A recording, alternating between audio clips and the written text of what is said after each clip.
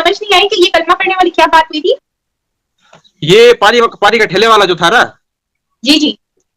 उनके पास जब हम गए थे तो जो फैसल भाई था, वहां से आया मुजफ्फर भाई, सॉरी मुजफ्फर भाई जो फैसलाबाद से आया था, उन्होंने जी जी। ठेले वाले से कहा कि ये हिंदू है तो इनको भी मुसलमान वाले गिलास में पानी दो, आप क्यों नहीं दे मुसलमान वाले गिलास में पानी दे रहे।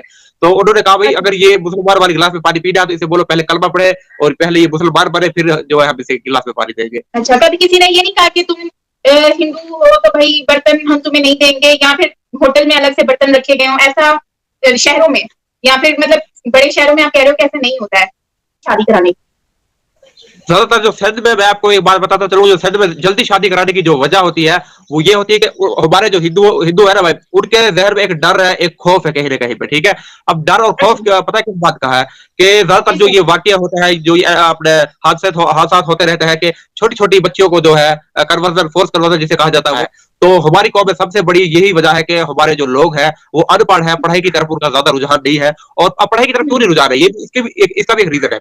अस्सलामुअलैकुम, नमस्ते जी, सत श्री अकाल, welcome back to the another video to our show. So जैसे कि आप जानते हैं मैं हूं साइमा पीरजादा और आप लोगों के लिए लेकर आई हूं बहुत ही फेमस, कह सकते हैं, हरचंद राम जी को हमारे यूट्यूब चैनल पर। सो सबसे पहले तो हरचंद जी आपको बहुत बहुत वेलकम करते हैं अपने चैनल पर। तो कैसे हैं आप? साइमा जी बहुत बहुत धन्यवाद, आपका जो आपने हमें अपने चैनल पर आने का मौका दिया और अपनी बात करने का मौका दिया, तो बहुत बहुत धन्यवाद। आप ठीक है, बढ़िया जी, भगवान की कृपा है। अच्छा, तो ब्लॉग वगैरह आपकी कैसे चल रहे हैं? एकदम बढ़िया। चल बहुत ही बढ़िया चल रहा है जी, आप सब लोगों का प्यार है, सपोर्ट है और लोग बहुत ज्यादा सपोर्ट कर रहे हैं, तो बहुत ही बढ़िया चल रहा है। Very nice. तो अच्छा लगता है पाकिस्तान में, वैसे तो बोलना नहीं चाहिए, लेकिन हमारी जो माइनॉरिटी है पाकिस्तान की, उनको जब आगे बढ़ते हुए हम देखते हैं तो मुझे बहुत ज्यादा खुशी होती है, क्योंकि हरचंद जी मैंने मोस्टली देखा है कि हमारे पाकिस्तान में जैसे कि आप विलेज से बिलोंग करते हैं, पहले तो आप मुझे बताएं कि आप कौन से शहर से बिलोंग करते हैं? मैं पंजाब का डिस्ट्रिक्ट रहीबियार खान से मैं बिलोंग करता हूँ। रहीबियार खान के एक छोटा सा गांव है हमारा, बिस्मिल्लाहपुर, तो यहाँ से मेरा ताल्लुक है। अच्छा, तो हरचंद जी वैसे हमारे यहाँ पर सिंध में, क्योंकि कराची बड़े शहरों में तो हमने देखा है कि बहुत सारे बिजनेसमैन मौजूद हैं, हिंदू जी जी जो कम्युनिटी है उसमें काफी बिजनेसमैन हैं। और जबकि हम शहर में अगर देखते हैं तो मतलब विलेज साइड पे देखते हैं, जैसे कि आप भी एक विलेज से बिलोंग करते हैं, रहीम यार खान की मतलब एक विलेज है जहाँ पर मैंने आपके बहुत सारे ब्लॉग्स भी देखे हैं। तो खैर जी जी मेरा सवाल ये है कि वहां पर लोग जिस तरह से गुर्बत है, और ज्यादातर जी जी। हिंदू कम्युनिटी जो है वो बहुत ज्यादा गरीब है, जैसे कि भील ट्राइब हो गया, भील है, तो इस तरह से ये लोग इतने गरीब क्यों हैं सिंध में खासकर? और बड़ी खुशी हो रही है कि आप जैसे लोग भी ऐसे ही शहरों से बिलोंग करते हैं, लेकिन पढ़े लिखे भी हैं और साथ साथ आप लोग मेहनत भी कर रहे हैं, अपना वीडियो वगैरह भी अपलोड कर रहे हैं, और मतलब कुछ ना कुछ जरिया निकाल ही लेते हैं कमाने का। तो फिर ऐसा क्यों है कि एक तरफ आप लोग हैं जो शहर उसी विलेज में रहते हैं, और एक तरफ दूसरे ही हिंदू हैं जो कि इतने गरीब हैं कि उनके पास लाइट तक नहीं है? तो क्यों, ऐसा क्यों है? हाँ जी, इसका एक ये रीजन है, आप बिल्कुल आपने बहुत अच्छा सवाल पूछा है। तो इसका मैं रीजन आपको बताता हूँ। मैंने पहले भी कई बार अपनी वीडियोस में भी बोला है कि हमारे पाकिस्तान में जो है सिंध और पंजाब में ज्यादातर जो हमारी हिंदू कम्युनिटी है वो गरीब क्यों है। और गरीब तो गरीब मतलब कि कुछ लोग होते हैं आगे जाते हैं, तरक्की करते जाते हैं, लेकिन हमारी जो ये हिंदू कम्युनिटी है बिल्कुल ये पीछे आते जा रहे हैं, ठीक है ना। मतलब कि ये तरक्की की तरफ नहीं जा रहा तो पीछे आ रहे, इसका एक रीजन है। अच्छा, रीजन पता है वो क्या, मैं आपको बताता हूँ। फर्स्ट नंबर पर जो रीजन वो ये है कि अनएजुकेटेड, उनके पास तालीम नहीं है। जब भी किसी भी अगर कौम के पास तालीम नहीं होगी तब तक उनमें शऊर नहीं आएगा, ठीक है ना। अगर तालीम होगी तो उनमें शऊर पैदा होगा, अब वो कोई ना कोई मतलब कि हुनर सीख लेगा, हुनरमंद बन जाएंगे, तो उनका रोजी का जरिया जो है, कमाई का जरिया बनता है। तो हमारी कौम में सबसे बड़ी यही वजह है कि हमारे जो लोग हैं वो अनपढ़ है, पढ़ाई की तरफ उनका ज्यादा रुझान नहीं है। और अब पढ़ाई की तरफ क्यों नहीं रुझान है, ये इसका भी एक रीजन है। अच्छा, इसका रीजन ये है कि मतलब कि हमारे ज्यादातर लोग हैं गरीब, तो छोटे छोटे मतलब जो बच्चे होते हैं, 8-10 साल के जो लड़के होते हैं, एक तो स्क्रीन बार बार जो रुक जा रही है वीडियो। अच्छा अच्छा, उसका रीजन ये है कि जो 8-10 साल के जो बच्चे होते हैं, जब उनकी उम्र स्कूल में पढ़ने की होती है तो वो स्कूल नहीं पढ़ने भेजते बल्कि उन्हें मेहनत मजदूरी पे लगा दिया जाता है, ठीक है ना। तो वो अच्छा। स्कूल पढ़ने की बजाय मेहनत मजदूरी करने लग जाते हैं, और फिर छोटी उम्र में उनकी शादी ब्याह कर देना। शादी ब्याह फिर करते हैं ना, तो उनकी शादी में मतलब कि किसी वडेरे से, जो गांव का बड़ा सरबराह होता है, सरदार होता है, उनसे बहुत ज्यादा कर्जा ले लेना शादी में, ठीक है। फिर शादी में वो कर्जा सारे, ले लेते हैं? हाँ, शादी में कर्जा लेते हैं और उनकी शादी कर देते हैं। फिर वो एक तो मतलब आठ अपने 10 से 15 साल की उम्र का जब बच्चा होता है तो उसकी शादी हो जाती है हमारे इधर हिंदुओं की, 10-15 साल की उम्र में शादी कर देते हैं। अच्छा, फिर वो क्या करते हैं, उस बच्चे को फिर वो जो अपनी शादी में लिए गया कर्जा होता है उसकी जिम्मेवारी बन जाती है कि वो कर्जा उतारना होता है। तो मतलब हाँ। 4-5 बच्चों का बाप भी बन जाता है, 20 साल की उम्र में हाँ। पढ़ते पढ़ते वो 4-5 साल के यानी कि बच्चे से बाप ही बन जाता है। तो इस तरीके से वो यानी कि गुर्बत में डूबते चले जाते हैं और आगे नहीं तरक्की नहीं कर पाते। ये एक बहुत बड़ा रीजन है। सही है। तो ऐसा क्यों है कि कम उम्र में ही शादी करा दी जाती है, उसकी वजह क्या है? ऐसा क्या आपके पूरे विलेज में ऐसा होता है या फिर हिंदू कम्युनिटी में ही नॉर्मली ये सब चीजें होती हैं कि जो है वो शादियां, क्योंकि शहरों में तो हमने देखा है कि हिंदू जो है वो नहीं करते इतनी जल्दी शादी, वो तो पहले पढ़ाते हैं बच्चों को, कुछ मतलब अच्छी एजुकेशन देते हैं, उनको सेटल करते हैं, उसके बाद उनकी शादियां होती है। लेकिन विलेज में मैंने भी देखा है कि बहुत कम एज में जो है वो बच्चे शादी उनकी करा दी जाती है और उनके बच्चे भी होते हैं। तो इस पर आप क्या कहेंगे कि क्या वजह है उनकी जल्दी शादी कराने की? ज्यादातर जो शहर में, मैं आपको एक बात बताता चलूं, जो शहर में जल्दी शादी कराने की जो वजह होती है वो ये होती है कि हमारे जो हिंदू हिंदू है ना भाई, उनके जहन में एक डर है, एक खौफ है कहीं ना कहीं पे, ठीक है। अब डर और खौफ पता किस बात का है कि ज्यादातर जो ये वाक्य होता है, जो अपने हादसा होते रहते हैं कि छोटी छोटी बच्चियों को जो है कन्वर्जन, फोर्स कन्वर्जन जिसे कहा जाए वो होता है, यानी कि बच्चियों को इस्लाम कबूल करा लिया जाता है और एक ही रात में मतलब कि मजहब तब्दीली और एक ही रात में शादी। तो फिर लोग डरते हैं, मतलब थोड़ी सी बच्ची जवान हुई, बच्ची जैसे 12-10 साल की हुई तो उसकी जो है शादी करा देते, ताकि माँ बाप डरते हैं कि कहीं मतलब के उनके साथ ऐसा हादसा ना हो जाए, ठीक है ना। तो इस वजह से जल्दी से शादी कराते हैं, यही रीजन है, मेन रीजन जो है। अच्छा, तो तालीम की क्या वजह है? तालीम क्यों कम, मतलब कि एजुकेशन, अब आप भी तो हैं, आप तो एजुकेटेड हैं, आप कितना पढ़े जी हैं? जी। मैंने 10th क्लास तक मैं पढ़ा हूँ, मैट्रिक मैंने की हुई है। अच्छा अच्छा, चले आप फिर भी काफी हद तक अच्छा पढ़े लिखे हैं, इतना पढ़े लिखे हैं कि अपने लिए कुछ कर सकते हैं। लेकिन मैं ये जानना चाहती हूँ कि आप भी तो उसी कम्युनिटी से बिलोंग करते हैं, आप भी उसी विलेज से बिलोंग करते हैं, तो ऐसा क्यों है कि आप पढ़े लिखे हैं लेकिन आपके साथ में दूसरे लोग हैं जो कि पढ़े लिखे नहीं है? मतलब ऐसे बहुत सारे लोग हैं जो विलेज में पढ़े लिखे नहीं है, तो ऐसा क्यों है? क्या स्कूल नहीं है? स्कूल नहीं है तो फिर आप भी तो स्कूल से ही पढ़े हुए हैं ना, तो फिर क्या वजह है इसकी? बिल्कुल बिल्कुल। आपने बहुत अच्छा सवाल ये पूछा है कि हमारे जो गांव में 99% जो हम हिंदू होते हैं वो अनपढ़ होता है, 99% अनपढ़ होता है, ठीक है ना। और उनमें से कुछ बच्चे जो है पढ़ते हैं, और जैसे कि मैंने अभी मैट्रिक तालीम जो हासिल की है। अच्छा, तो जी अगर जी। कुछ बच्चे अगर यानी कि अगर 4 साल 5वीं तक यहाँ तक की पढ़ते हैं, ज्यादातर जो है क्लासे नहीं आगे जा सकते। अच्छा, उसका पता क्या रीजन है? उसका जी रीजन ये है कि अगर मैं अपनी बात सुना तो मैंने मैट्रिक तक पढ़ाई की, तो उसके आगे मैं कॉलेज तक नहीं जा पाया। अब उसकी क्या वजह बनी? उसकी वजह ये बनी कि मुझे घर के पीछे काम काज संभालने थे, मुझे खेतों को यानी कि खेतों का काम करना था इधर उधर का। तो फिर दूसरी बात ये कि मैं इतना पैसा अफोर्ड नहीं कर सकता था कि मैं कॉलेज की फीस भर लूं, या फिर गांव से रोजाना शहर आना जाना जो है मेरे लिए बहुत मुश्किल था। तो अगर मैं वहां पर हॉस्टल में रैश करता, तो हॉस्टल का जाहिर सी बात, आजकल महंगाई का दौर है, वहां का जो किराया होता है, किराया भाड़ा बहुत ज्यादा महंगा होता है, तो मैं इतना ज्यादा अफोर्ड नहीं कर पाया। तो मैं क्या किया, मैंने मैंने पढ़ाई वहीं पर छोड़ दी। अच्छा, तो अब दूसरी बात ये रही कि हमारे जो गांव में मतलब के ज्यादा पढ़े लिखे क्यों नहीं, मतलब कम से कम तो पढ़े होने चाहिए, प्राइमरी तक तो कम से कम बंदा पढ़ा होना चाहिए, ताकि उसे अपना नाम जो नाम वगैरह लिखना आ जाए। तो वो भी नहीं पढ़े होते हैं, ठीक है ना। अच्छा, मैंने आपको कहा कि जैसे ही बच्चा 5 से 6 साल का होगा, उसे क्या करते हैं कि उसके माँ बाप मजदूरी में झोंक देते हैं, काम में अच्छा झोंक अच्छा। देते हैं, किसी जिम्मेदार के आगे, किसी वडेरे के आगे नौकरी पर खड़ा कर देना कि मेरी के 2,000-3,000 हमें देते जाओ, ये आपके जानवरों को घास डालेगा, ये आपकी जानवरों को चराएगा जी। तो ऐसे होता है जी। इसी वजह से ज्यादातर बच्चे नहीं पढ़ पाते हैं, और अगर कोई पढ़ना चाहे भी, पढ़ते हैं तो वो या तो 5 क्लास से पढ़ते हैं प्राइमरी तक, या तो मैट्रिक हम जी। बात किस पे कर रहे थे? हम कह रहे थे शादी, उस पे एजुकेशन के ऊपर ना। हाँ, एजुकेशन पे। अच्छा, तो ये एजुकेशन क्यों कम है यहाँ पर? मतलब कि स्कूल्स वगैरह जो हैं वो आप कह रहे हो कि वहां पर स्कूल हैं, लेकिन बच्चे जो है वो उनको मजदूरी पर लगा दिया जाता है, तालीम की तरफ कम फोकस है ताकि पैसे आए। तो क्या ये गुर्बत की वजह से है? उन लोगों का जो मतलब घर का सिस्टम नहीं चलता, इसलिए वो पैसों की वजह से अपने बच्चों को स्कूल वगैरह नहीं भेजते और मजदूरी पे भेज देते हैं, या फिर वैसे ही उनको तालीम से कोई लेना देना नहीं है तो वो कहते हैं क्या करेंगे पढ़ाई से? मतलब इस तरह देखिए, का कुछ कॉन्सेप्ट है, क्या ये वजह ना, है? ये दरअसल अगर वजह इसकी जो असल जो रीजन है इसका, वो गुर्बत ही है। गुर्बत। गुर्बत वजह जी। हाँ, क्योंकि जब हमारे पास पैसे होंगे तो जाहिर सी बात है भाई, बच्चों को पढ़ने के लिए भेजेंगे, क्यों नहीं भेजेंगे। लेकिन जब एक, यानी कि अभी 10 बंदे खाने वाले हो और एक बंदा जो है कमाने वाला हो, तो फिर वो 10 को पूरा वो नहीं कर पाएगा आज के महंगाई के दौर में। फिर वो क्या करेंगे, जैसे ही उसका कोई बेटा या बच्ची 8-10 साल की होगी तो उसे भी काम पे लगा देगा, स्कूल ही भेजता है। तो इसी वजह से ज्यादातर जो रीजन बैड है वो यही है। अच्छा अच्छा। अच्छा हरचंद, वैसे तो बड़ा ही अजीब लगा है जब मैंने आपकी एक वीडियो देखी, तो मैं आपके व्लॉग्स वगैरह बहुत देखती हूँ ना, तो मुझे बड़े अच्छे लगे। तो आज मुझे लगता है कि शायद आप पहले ही थे जिन्होंने वीडियो इस तरह की बनाना स्टार्ट की थी यूट्यूब पर, मतलब कि हिंदू जो है वो पाकिस्तान में अपनी कल्चर को दिखा रहा है। तो आई थिंक अब तो बहुत सारे चैनल आ गए, इससे पहले अगर हम देखें तो आप ही शुरुआत शायद आपने ही की थी, ऐसे जी ही जी, है? बिल्कुल। ये शुरुआत जो मैंने तकरीबन 2020 से मैंने ये चल स्टार्ट किया था, हर चंद्रा व्लॉग जो है ना। और मेरे ख्याल में उस वक्त कोरोना का टाइम चल रहा था, और उस वक्त मैं भी कोई ऑनलाइन काम ढूंढ रहा था, तो मुझे एक आइडिया आया कि यार यूट्यूब पे चैनल बनाते हैं। पहले भी वैसे इस तरह के मैंने बहुत सारे चैनल बनाए थे। फिर इस चैनल का मुझे आइडिया कि यार व्लॉगिंग करते हैं, चलो और तो काम नहीं है, खेत वगैरह में काम करते हैं तो यही बताते चलेंगे, लोगों को दिखाएंगे।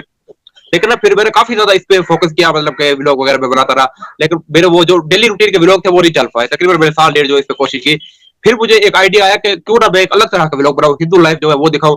तो मैं अपनी ऑडियंस को टारगेट करने लगा। तो मैंने एक व्लॉग बनाया जिसपे मैंने ये दिखाया कि हिंदू लाइफ इन पाकिस्तान, इस तरह का मैंने टाइटल रखा। उसमें मैंने देखा कि यार कि दूसरे व्लॉग से कुछ ज्यादा व्यूज आए और अच्छे व्यूज आ गए, ठीक है ना। मैंने कहा हाँ, अब तो मतलब कि मुझे एक आइडिया आ गया, अगर मैं इस तरह के थंबनेल वगैरह हिंदी वगैरह में मतलब थंबनेल पे लिखूंगा तो मेरे कुछ ज्यादा व्यूज आएंगे। तो कुछ दिवाली थी या होली थी, तो उसको हम सेलिब्रेट कर रहे थे, तो उसका मैंने एक वीडियो बनाया और वो वीडियो मेरा जो काफी ज्यादा वायरल होने लग गया। अच्छा, फिर वायरल हो उसके गया। अलावा फिर मैंने, हाँ, एक शादी का वीडियो बनाया। एक शादी थी हमारी पाकिस्तान में, तो मैंने उसका भी वीडियो बनाया। तो वो वाला वीडियो मतलब काफी ज्यादा, तकरीबन 2 बिलियन पे चला गया था कुछ ही हाँ, टाइम वो में। मैंने आपका वीडियो देखा है। हाँ, तकरीबन 2 बिलियन पे कुछ ही टाइम में चला गया। फिर मतलब एक आइडिया सा आ गया कि हिंदू लाइफ इन पाकिस्तान। फिर तो मतलब कि बहुत सारे क्रिएटर्स जो है मुझे देकर उठ के सेम भी, मतलब कि उनका भी यही कंटेंट होता है, how to Hindu life in Pakistan, Pakistan में हिंदू कैसे रहते हैं। मतलब कि थंबनेल वगैरह देखा जाए तो सेम टू सेम हमारे वाले आजकल होते हैं। काफी ज्यादा आप तो क्रिएटर उठ गए हैं। अब तो बहुत सारे चैनल खुल गए हैं, लेकिन मुझे जी जी, हाँ खुशी हुई है आपने अपने लिए हिम्मत नहीं हारी और यूट्यूब पर अपना जो है वो एक अलग से कह सकते हैं कि मेहनत भी घर में कर रहे हैं, अपना कारोबार भी कर रहे हैं जो खेती बाड़ी है, लेकिन उसके साथ साथ आपने आगे फर्दर जो है वो भी कर रहे हैं सारी चीजों को, मतलब यूट्यूब पे ना। जी तो बड़ी खुशी जी हुई है। अच्छा, मुझे ये बताएं कि आपका एक वीडियो मैंने देखा था, उसमें बर्तन अलग रखे गए थे। तो मुझे इस पे ये क्वेश्चन मैंने आपसे पूछना था, जब आपकी वीडियो आई थी मैंने उसी वक्त आपसे कांटेक्ट किया था, लेकिन आप, हमें बहुत टाइम हो गया इंटरव्यू करने में, लेकिन कोई बात नहीं। तो आप मुझे ये बताएं कि ये बर्तन अलग जो किए जाते हैं, आपने पाकिस्तान में दूसरे शहरों में भी विजिट किया होगा, तो क्या ये सिर्फ आपके ही विलेज में है या पूरे पाकिस्तान में है, या फिर आप कभी बड़े शहरों में आए हैं, कराची में या लाहौर गए हैं कभी?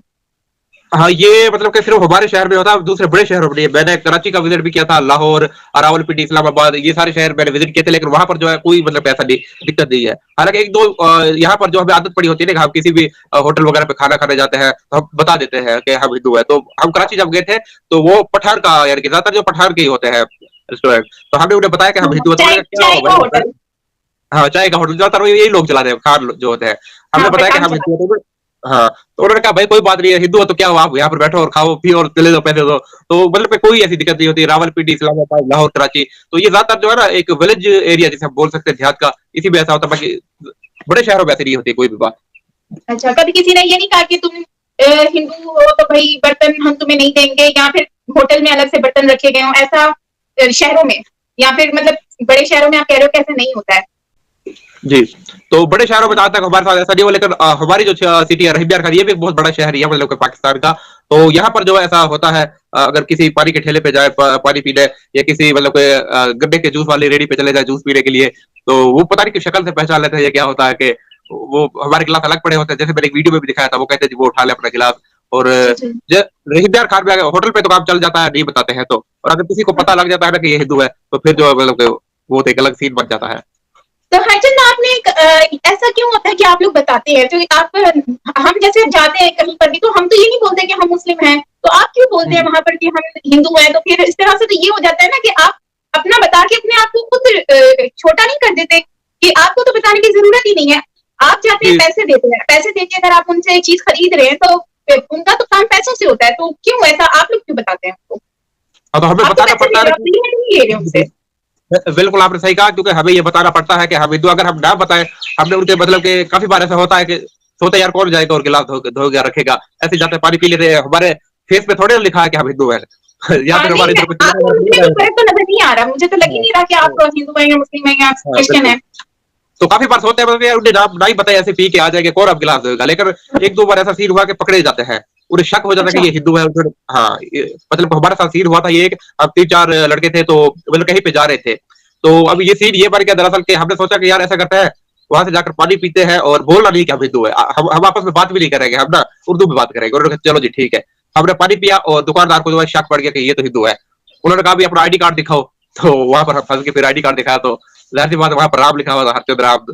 जो दूसरे को आईडी कार्ड थे उन पे भी उनका नाम लिखा होता था। उन्होंने कहा ये क्या तुमने किया? उन्होंने कहा पुलिस को बुलाते हैं या फिर आप जुर्माना भर दो। फिर वो जो 4 गिलास थे, हमने 4 गिलास लिए और उन 4 गिलास के एक गिलास का 500 रुपए उन्हें जुर्माना दिया, 2000 रुपए दिए और 4 गिलास जो थे वो हमने अपने बैग में डाल के वापस ले आए। तो फिर ये एक डर होता है ना, एक माइंड सेट बन जाता है, डर है इंसान के अंदर में, हम बता ही दें इससे बेइज्जती हो जाएगी, जुर्माना हो जाएगा, इससे भला ये कि हम बता देते हैं कि हम हिंदू है तो अपने गिलास वो हमें बता देगा, आपके गिलास वहां पर पड़े हैं, जाओ और उठा लो। बल्कि हम यूं कह सकते हैं कि रहीम यार खान में ज्यादातर जो है वो डिस्क्रिमिनेशन बहुत ज्यादा होती है, मतलब भेदभाव बहुत ज्यादा किया जाता है। वैसे अगर हम देखें तो कराची में यहाँ पे हिंदू भी रहते हैं, मुस्लिम भी रहते हैं, तो कभी ऐसा नहीं हुआ, सबको पता है शहर से है, वहां पर टेम्पल वगैरह भी तोड़े गए हैं अभी लास्ट ईयर, तो काफी वहां पे हमें ये चीजें देखने को मिलती हैं। तो अच्छा मुझे ये बताएं कि क्या जो है वो कभी मुस्लिम जो है उन्होंने आपकी कभी हेल्प की है किसी भी लिहाज से, जब आपको जरूरत पड़ी है पैसों की या फिर किसी भी चीज की या कोई मदद वगैरह, किसी भी लिहाज से आपका कोई दोस्त यार? गवर्नमेंट से मतलब कि गवर्नमेंट से बहुत ज्यादा हेल्प मिलती है ना, गवर्नमेंट से बेनजीर इनकम सपोर्ट की तरफ से भी पैसे मिलते हैं। अभी जो फ्री में आटा बांटा जा रहा था तो वहां से भी मतलब कि बहुत सारा आटा जो है पाकिस्तानी गरीब हिंदू थे या मुसलमान थे सबको मिला है बराबर ही। तो उस लिहाज से हमने यानी कि भेदभाव नहीं किया जाता कि ये हिंदू है तो नहीं देना है, ये मुसलमान को बांट देना है, ऐसा नहीं होता है, सबको मतलब कि बराबर ही तकसीम करते हैं, आटा हो या पैसे हो मतलब के। अच्छा अच्छा, मतलब आपको आटा भी मिला है और जो मतलब सबको और मिलना भी चाहिए। देखिए आप ये कह सकते हैं कि आप भी पाकिस्तानी हैं और हम भी पाकिस्तानी हैं, मतलब मुस्लिम हिंदू ये फर्क नहीं है, हम सब एक है पाकिस्तानी, तो जाहिर सी बात है फर्क तो करना बनता भी नहीं। जी जी। तो इनकम सपोर्ट से आपको कितने मिल जाते हैं पैसे, मतलब बेनजीर जो देती है इनकी इनकम सपोर्ट? ये इनकम सपोर्ट मेरे ख्याल में कुछ लोगों को मिलता है, कुछ लोगों के जो पास नहीं होता है, वो पता नहीं घर का जो करते विजिट करते हैं, जो यानी कि जो अच्छे खासे घर है जिनके पास मतलब जमीन वगैरह अपनी होती है या जिनकी सैलरी आती है उन्हें फिर नहीं दिया जाता, जो देखते हैं अभी जो बहुत ही ज्यादा गरीब है ये हकदार है वाकई इन्हें देना चाहिए, उन लोगों को मिलता है ये। हाँ, ये मेरे ख्याल में 2 महीनों के 5000 रुपए जो है हर मंथ मिलते हैं, 2 मंथ के ना मतलब 5000 रुपए मिलता है। और उसके अलावा अगर कोई बच्चे हैं वो स्कूल में पढ़ रहे हैं तो उन्हें वजीफा भी दिया जाता है। अच्छा, वजीफा मतलब आपको सपोर्ट करते हैं एजुकेशन के लिए? हाँ बिल्कुल बिल्कुल। तो क्या कभी किसी मुस्लिम ने आपको सपोर्ट किया? चलो ये तो गवर्नमेंट ने किया ना, आपको किसी मुस्लिम कोई फ्रेंड है या फिर आसपास कोई दोस्त यार भी होंगे, कोई किसी ने कोई हेल्प की है कभी आपकी जब आपको जरूरत पड़ी है पैसों से या फिर वैसे ही कोई मदद हो गई किसी भी लिहाज से? हाँ मतलब पैसों की हेल्प तो पैसे अगर वालिद की हेल्प तो अभी तक किसी ने नहीं की है, लेकिन अगर कोई दिक्कत वगैरह हो जाती है या कोई प्रॉब्लम हो जाती है ना तो फिर काफी ज्यादा जो है मुसलमान हमें सपोर्ट करते हैं। जो यहाँ के बड़े लोग होते हैं, हमारे एमपी हमारे एमएनएस जो है जिन्हें हम वोट देते हैं, वो लोग फिर जो हमारी सुनवाई भी करते हैं। अगर कोई हमारा इशू बढ़ जाता है ना मतलब के, तो फिर हम उनके पास ही जाते हैं अपना इशू लेकर के, ये हमारे साथ प्रॉब्लम है, तो वो फिर आगे भी जाते हैं। और अगर कोर्ट तक बात चली जाए या फिर थाना कचहरी तक चली जाए तो वहां पर भी हमें सपोर्ट मिलता है फिर। सही से। अच्छा मुझे फैशन जी एक और सवाल आपसे पूछना था जो कि बहुत ही मेरे लिए बहुत ही जरूरी है। तो अच्छा मुझे ये बताएं कि आपको पाकिस्तान में रहकर मजहब की आजादी हासिल है कि नहीं? मतलब आप अपने जैसे फेस्टिवल्स होते हैं, दिवाली है, बहुत सारे अभी हनुमान जयंती हुई है, तो ये आपको फेस्टिवल सेलिब्रेट करने की आजादी मिलती है या फिर आपको दिक्कत होती है, कोई मना करता है या कोई भी प्रॉब्लम, तो आप मुझसे शेयर कर सकते हैं। होली हो या दिवाली हो या शिवरात्रि हो, मतलब कि हम लाउड स्पीकर भी लगा सकते हैं, बजा भी सकते हैं, तो इसके लिए परमिशन लेनी पड़ती है। जो हमारे डिस्ट्रिक्ट का डीपीओ होता है या फिर जो डीसी साहब होता है उनसे परमिशन तो लेनी पड़ती है, फिर परमिशन के बाद हम कर सकते हैं। तो मतलब कि यहाँ के जो लोकल लोग हैं वो नहीं रोकते हैं हमें, जो मर्जी हम कर रहे हैं, आजादी है पूरी, मतलब कि पूजा पाठ जो भी मतलब भजन वगैरह लाउड स्पीकर पे चलता है सब। तो परमिशन आपको किस चीज की लेनी पड़ती है? कोई खास जगह पर जाकर सेलिब्रेट करने के लिए या फिर अपने घरों में सेलिब्रेट करने के लिए या फिर कोई मंदिर में जाकर उसके लिए? क्योंकि जब होली होती है दिवाली होती है तो सभी लोग इकट्ठे होकर बनाते हैं ना, तो फिर परमिशन लेते हैं ताकि वो लोग हमें सिक्योरिटी दें, तो फिर हमें सिक्योरिटी दी जाती है ताकि कोई अटैक वगैरह, कोई बाहर का लोग लोकल लोग जो होता है कोई मतलब कोई दिक्कतबाजी ना कर दे, तो फिर डीपीओ साहब जो वो लिख के देता है कि ये आप लोगों का फला दिन के लिए सिक्योरिटी है, आप जो मर्जी जाओ और करो। ओके, जैसे अभी पंजाब यूनिवर्सिटी में भी इंसिडेंट हुआ था होली के दिन, तो वो होली खेलने पर लड़ाई हो गई थी, तो उस लिहाज से वो कहते हैं कि सेफ्टी के लिए, ताकि कोई ऐसा ना आए जो उनको नुकसान पहुंचाए या कोई उल्टी पुल्टी हरकत करे। सही, तो इसका मतलब ये है आप कहना चाह रहे हो कि सिक्योरिटी लेने के लिए आपको मतलब उनको बताना पड़ता है कि हम ये मना रहे हैं, तो वो सिक्योरिटी देते हैं, तो ये तो मेरे ख्याल से अच्छी चीज है, सिक्योरिटी देते हैं। और जी बिल्कुल, इस तरह से तो और अच्छी तरह आप लोग सेलिब्रेट कर सकते हैं। अच्छा मुझे ये बताएं कि वैसे यहाँ पर हमारे काफी जानने वाले मतलब सब्सक्राइबर्स हैं जो ये कहते हैं कि पाकिस्तान में हिंदू जो हैं उनको मजहबी आजादी हासिल नहीं है, उनको सेलिब्रेट नहीं करने दिया जाता। तो मैंने ये आपसे सवाल करना है कि ऐसा क्या वाकई में ऐसा है कि आप लोगों को वाकई में कोई सेलिब्रेट नहीं करने देता क्या, या फिर ये जो है वो लोगों के सिर्फ जहन में एक, क्योंकि सवाल है ना कि नहीं सेलिब्रेट करने देते हैं, उन पर बहुत ज्यादा जुल्म हो रहा है, तो उसके लिहाज से आप थोड़ा सा शेयर करें अपने रिव्यूज के, क्या वाकई में जुल्म हो रहा है या फिर जो है वो ये सिर्फ नहीं ऐसा ऐसा वैसा कुछ भी नहीं है। मतलब कि मजहब की अगर आबादी की बात की जाए तो बहुत हमें फुल है। किसी बड़े से बड़े मंदिरों में हमारे अभी यानी कि बहुत ही बड़े बड़े मेले होते हैं जहाँ पर लाखों की तादाद में जो है लोग इकट्ठा होते हैं, लाखों की तादाद में। और अभी फिर वहां पर हिंगलाज जो है, माता का भी हाँ अभी हिंगलाज वहां पर माता का भी हुआ है काफी बड़ा फेस्टिवल। हाँ, बहुत बड़ा जो है फेस्टिवल था और वहां पर करोड़ों के हिसाब से जो है हिंदू इकट्ठा हुए थे। और जिला रहीबियार खान से जो है तकरीबन 15,000 जो है बसें गई थी, 15,000 बस जो है इस इलाके से गई थी वहां पर यात्रियों की। 15,000 लोग गए थे या बस गई थी? 15,000 बस जो है हमारे इधर से गई थी वहां पर यात्रा करने के लिए। हाँ, हर बस में 15,000। तकरीबन जो 100 लोग बैठते हैं। अच्छा, तो फिर वहां पर भी सिक्योरिटी बहुत ही तगड़ी सिक्योरिटी दी जाती है और आर्मी की फौज अपने पुलिस की ये हमें सिक्योरिटी मिलती है ताकि कुछ इशू ना पड़ जाए, कुछ दिक्कत ना आ जाए। तो मतलब ये तो हमें फुल आजादी होगी ना, गवर्नमेंट की तरफ से फुल आजादी है हमें। अच्छा, तो मतलब आप आराम से सेलिब्रेट कर सकते हो, उसमें कोई दिक्कत नहीं होती, कोई मना नहीं करता आपको? जी जी अच्छा। अच्छा, मैं आपसे एक लास्ट क्वेश्चन पूछ रही हूँ और वो क्वेश्चन ये है कि कन्वर्शन बोलते हैं कि बहुत ज्यादा फोर्सफुली कन्वर्जन होती है। अनफॉर्चुनेटली इसमें तो कोई दो राय नहीं है कि नहीं होती, ऐसा नहीं है, बल्कि कन्वर्जन होती है, ये सबको पता है। लेकिन फोर्सफुल कन्वर्जन जो होती है उसकी वजह क्या है, थोड़ा सा हमें एक्सप्लेन कर दीजिए। और जो फोर्सफुली कन्वर्जन होती है उसके बाद क्या मामला मतलब फेस करने पड़ते हैं, तो थोड़ा सा हमें इसके बारे में शेयर कर दीजिए, क्योंकि इस पे आपने भी टॉपिक पे बात की थी, तो मैंने कहा जी चलो मैं जी। आपसे पूछूं। जो ये फोर्सफुली कन्वर्जन का इशू है ना, ज्यादातर जो होता है सिंध में होता है और पंजाब में भी हमें देखने को मिलता है। अच्छा, ये मतलब क्या है, ज्यादातर हमारी जो छोटी बच्चियां होती है ना उनके साथ होता है। अगर देखा जाए, अगर इस्लाम कबूल करना है तो सब भाई करे ना, मतलब कि बड़े लोग जो है वो भी करें, जो बूढ़े लोग हैं वो भी करें। लेकिन ऐसा क्यों होता है कि जो बच्चियां होती है वही ज्यादातर इस्लाम कबूल कर लेती है, बच्चियां भी वो जो 11 से 12 साल की एज की होती है, ठीक है ना। और मजे की बात पता है क्या है कि एक ही रात में क्या? वो इस्लाम भी कबूल कर लेती है, एक ही रात में, ठीक है। और एक ही रात में हाँ। वो शादी भी कर लेती है अपनी मर्जी से, कहती जी शादी भी होगी, इस्लाम भी कबूल हो गया एक ही रात में। और ये जो है जज भी और कोर्ट भी ऑर्डर दे देता है कि जी इन्होंने अपनी मर्जी से शादी कर ली, तब चलेगा ये। अच्छा, जी। तो वो तो फोर्सफुली कन्वर्जन, असल में कन्वर्जन में जब कोई इस्लाम कबूल करता है, मैं उसको थोड़ा सा आपको बताती हूँ कि जब कोई इस्लाम कबूल करता है तो उसमें ये होता है कि उसी टाइम मौलवी बैठे बैठे ही मौलवी उसको कलमा पढ़ा देते हैं और उसी के साथ ही वो निकाह जो है वो 5-10 मिनट में तो निकाह पढ़ लेते हैं ये लोग। तो इसी वजह से वो आप जो कह रहे हो ना कि रातों रात ही हो जाता, तो वो ये इसी वजह से होता है। लेकिन मैं इस बात को बिल्कुल भी एक्सेप्ट नहीं करती कि इसमें ऐसा होना चाहिए कि मतलब एक छोटी उम्र की बच्ची, सबसे पहली बात तो ये कि 18 साल से कम उम्र की बच्ची की तो शादी आप करा ही नहीं सकते, कानून में जी ही जी, नहीं है, तो फिर वो उसके ऊपर आप लोग कानूनी एक्शन नहीं लेते क्या? कानूनी एक्शन लेते हैं, लेकिन वो कहते हैं जी कि बात मजहब पे आ गई है, कहता है कि बात मजहब पे आ गई है तो इससे आगे कुछ नहीं चलेगा। और मतलब कि बच्ची तो नाबालग होती है, उसे तो अपने फ्यूचर के बारे में कुछ नहीं पता होता कि मतलब कि सही क्या है गलत क्या है।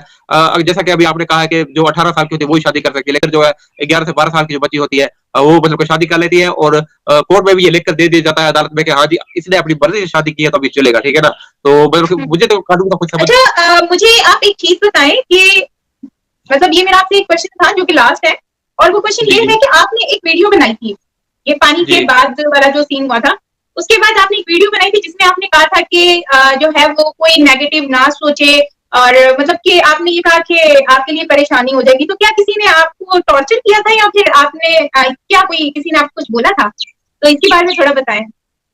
जी जी, मतलब कि ऐसी बहुत बड़ा ये मसला बन सकता है और हुआ भी है हमारे साथ ऐसा मसला। तो इसीलिए मैं कह रहा था कि अगर इस पे ज्यादा नेगेटिव कमेंट्स वगैरह लोग करते हैं ना तो यहाँ के लोग भी देखते हैं, फिर जाहिर सी बात है वो लोग तो मुझसे पूछेंगे कि आप गलत ये इमेज पाकिस्तान की जो गलत इमेज लोगों को दुनिया तक लेके जा रहे हो। तो फिर दरअसल ये बना था कि अ, जैसे ही मेरी वो वीडियो वायरल हुई तो वहां से फैसलाबाद से एक यूट्यूबर था परफेक्ट रिएक्शन वाला, वो हमसे मिलने के लिए आया और उन्होंने कहा कि चले जी आपका हम उस बंदे के पास चलते हैं जिनके साथ आपने वीडियो बनाई थी, जिनके पानी पे आप पानी के ठेले में पानी पीने गए थे। तो फिर मैं वहां पर पहुंचा तो उन्होंने मुझे एक बात कही कि आप हिंदू हो, मैंने कहा जी मैं हिंदू हूँ। तो उन्होंने कहा आप कलमा पढ़ लो, फिर जो है हम आपके साथ खाएंगे पिएंगे, अगर आप कलमा नहीं पढ़ोगे। बीच में अच्छा कॉल अच्छा। आ गई थी, कॉल आ गई थी बीच में। अच्छा, तो मुझे डर सा बना रहता है कि कोई ऐसा ऐसा कुछ मसला ना बन जाए, तो इसी वजह से मैंने कहा था कि प्लीज आप लोग ना गलत कमेंट्स मत किया करो, क्योंकि हमने भी इधर ही रहना है, यहाँ के लोगों के साथ रहना है ना। तो फिर अच्छा अच्छा। तो कलमा पढ़ने वाली बात मुझे समझ नहीं आई कि ये कलमा पढ़ने वाली क्या बात हुई थी? ये पानी पानी का ठेले वाला जो था ना, जी जी। उनके पास जब हम गए थे तो जो फैसल भाई था वहां से आया, मुजफ्फर भाई, सॉरी मुजफ्फर भाई जो फैसलाबाद से आया था, उन्होंने जी जी। ठेले वाले से कहा कि ये हिंदू है तो इनको भी मुसलमान वाले गिलास में पानी दो, आप क्यों नहीं रहे मुसलमान वाले गिलास में पानी दे रहे। तो उन्होंने कहा भाई अगर ये मुसलमान वाले गिलास में पानी पीना है तो इसे बोलो पहले कलमा पढ़े और पहले ये मुसलमान बने, फिर जो है हम इसे गिलास में पानी देंगे। अच्छा अच्छा। नहीं, लेकिन आपकी इस वीडियो से पहले उनसे मिलने से पहले आपकी वीडियो आई थी कि मैं इस पर जो है ना वो नहीं बनाऊंगा, तो उस पर किसी ने आपको टॉर्चर किया था, किसी ने कुछ कहा था कि क्यों बना रहे हो इस तरह की नहीं वीडियो? तो उससे पहले मुझे किसी ने कुछ नहीं कहा था। इसी वजह एक डर होता है ना कि कोई कहे ना दे, कोई रोक ना दे कि आप गलत काम कर रहे हो। और मतलब कि सोसाइटी के अंदर जैसे कि काफी ज्यादा लोग मोहब्बत करने वाले तो काफी ज्यादा हेट करने वाले भी लोग होते हैं, कि कहीं ऊपर जा रहा है तो मतलब गलत इमेज दिखा के ऊपर शायद जा रहा है। तो इसी वजह से एक डर सा होता है ना कि गलत कमेंट्स ना करें लोग।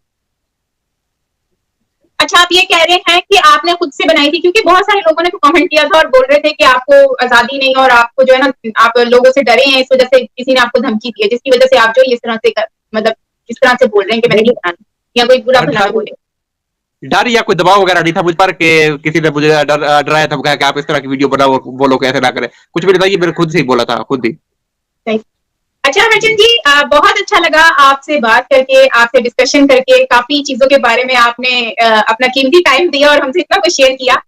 सच में बहुत अच्छा लगा और हमारे सब्सक्राइबर्स को भी बहुत अच्छा लगा होगा। तो लास्ट में आप कुछ पैगाम देना चाहें किसी को, कुछ कहना चाहें तो कह सकते हैं। हाँ जी, लास्ट में मेरा पैगाम यही है आप सबके लिए, जो भी मुझे देखने वाले हैं, चाहे वो इंडियन है या पाकिस्तानी है भाई। तो अगर कोई मिनोरिटी होती है, मतलब अगर वो इंडिया का मिनोरिटी है या पाकिस्तान की मिनोरिटी, तो कंट्री जो है ये सबके लिए बराबर होती है। तो इसे मजहब के लिहाज से नहीं देखना चाहिए कि ये हिंदू है या मुसलमान है, मतलब लेकिन जो कंट्री जो है वो सबकी बराबर होती है, तो उसे मतलब उसके हिसाब से हकूक मिलने चाहिए, ठीक है ना।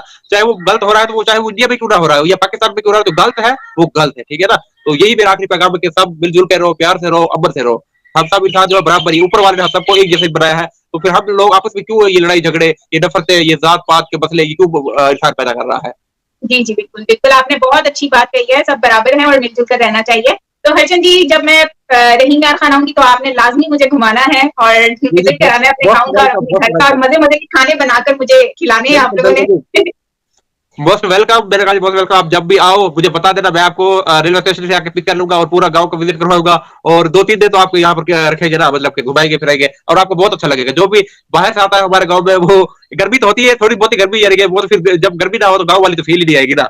तो लेकिन बहुत मजा आएगा आपको।